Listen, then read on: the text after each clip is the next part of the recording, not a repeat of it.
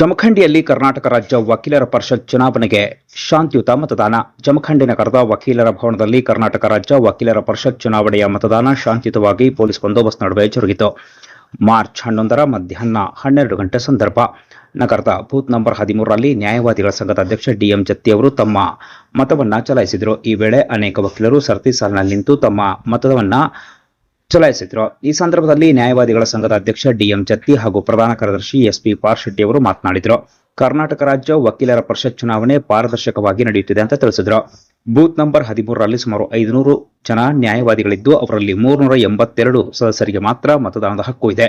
ಈ ಚುನಾವಣೆಯಲ್ಲಿ ಒಟ್ಟು 23 ಸದಸ್ಯರನ್ನ ಆಯ್ಕೆ ಮಾಡಬೇಕಿದ್ದು 17 ಪುರುಷ ಅಭ್ಯರ್ಥಿಗಳು ಹಾಗೂ 5 ಮಹಿಳಾ ಅಭ್ಯರ್ಥಿಗಳು ಸ್ಪರ್ಧಿಸುತ್ತಿದ್ದಾರೆ ಎಂದು ತಿಳಿಸಿದ್ರು.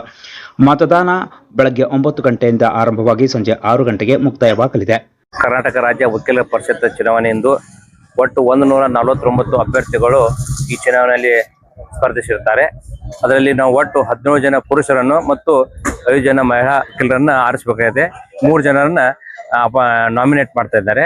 ಹೀಗಾಗಿ ಒಟ್ಟು ಇವತ್ತು ನಮ್ಮ ಜಮಖಂಡಿ ಬಾರ್ ಅಸೋಸಿಯೇಷನ್ದಲ್ಲಿ 380 ಜನ ವೋಟರ್ಸ್ ಇದ್ದಾರೆ, ವಕೀಲರು ವೋಟರ್ಸ್ ಇದ್ದಾರೆ.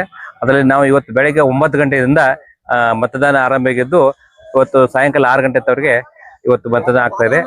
ಇವತ್ತು ಈ ಕಾರ್ಯಕ್ರಮ ಮುಗಿದ ನಂತರ ನಮ್ಮೆಲ್ಲ ಈ ಮತದಾನ ಸಿಬ್ಬಂದಿಯವರು ಈ ಎಲ್ಲ ಮತದಾನದನ್ನ ಪ್ಯಾಕ್ ಮಾಡಿ ಸೂಕ್ತ ಬಂದೋಬಸ್ತದಲ್ಲಿ ಕರ್ನಾಟಕ ರಾಜ್ಯ KCBCಗೆ ಕಳಿಸಿಕೊಡುವ ವ್ಯವಸ್ಥೆ ಮಾಡಲಾಗಿದೆ. ನಾನು ಎಸ್ಪಿ ಪಾರ್ಶೆಟ್ಟಿ ಅಂತೇಳಿ ಜಮಖಂಡಿ ವಕೀಲರ ಸಂಘದ ಪ್ರಧಾನ ಕಾರ್ಯದರ್ಶಿ, ಡಿಎಂ ಜತ್ತಿ ವಕೀಲರು ನಮ್ಮ ಸಂಘದ ಅಧ್ಯಕ್ಷರು. ಇವತ್ತು ಕರ್ನಾಟಕ ರಾಜ್ಯಾದ್ಯಂತ ನಮ್ಮ ವಕೀಲರ ಸಂಘದ ಚುನಾವಣೆ ನಡೆದಿದೆ. ಇಲ್ಲಿ ಸುಮಾರು 70,000 ಜನ ವಕೀಲರು ಇವತ್ತು ಮತದಾನ ಮಾಡ್ತಾರೆ.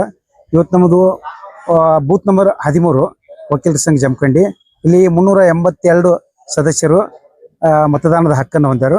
ಟೋಟಲ್ ನಮ್ದು 500 ಸಂಖ್ಯೆ ಇದ್ದರೂ COP ಪ್ರಕಾರ 382 ಜನ ಇವತ್ತು ಮತದಾನವನ್ನು ಚಲಾಯಿಸ್ತಾರೆ. ಸುಮಾರು 23 ಅಭ್ಯರ್ಥಿಗಳನ್ನ ನಾವು ಆಯ್ಕೆ ಮಾಡಬೇಕಾಗಿದೆ. ಅದರಲ್ಲಿ 5 ಜನ ಮಹಿಳಾ ಅಭ್ಯರ್ಥಿಗಳು, ಒಟ್ಟು 17 ಜನ ಪುರುಷ, 5 ಜನ ಮಹಿಳಾ ವಕೀಲರನ್ನ 23 ಜನರನ್ನ ನಾವು ಇವತ್ತು ಆಯ್ಕೆ ಮಾಡಿ ಕಳಿಸಬೇಕಾಗಿದೆ. ಇವತ್ತು ಮುಂಜಾನೆ 9:30 ಗಂಟೆಗೆ ಮತದಾನ ಚಾಲುವಾಗಿದೆ. 6 ಗಂಟೆವರೆಗೆ ಇರುತ್ತೆ. ಅತ್ಯಂತ ನಿಷ್ಪಕ್ಷಪಾತವಾಗಿ ಯಾವುದೇ ರೀತಿಯಿಂದ ಒತ್ತಾಯವಿಲ್ಲದೆ ಅಗದಿ ಸೂಕ್ತವಾಗಿ ಇವತ್ತು ಮತದಾನ ನಡೆದಿದೆ. ಧನ್ಯವಾದಗಳು.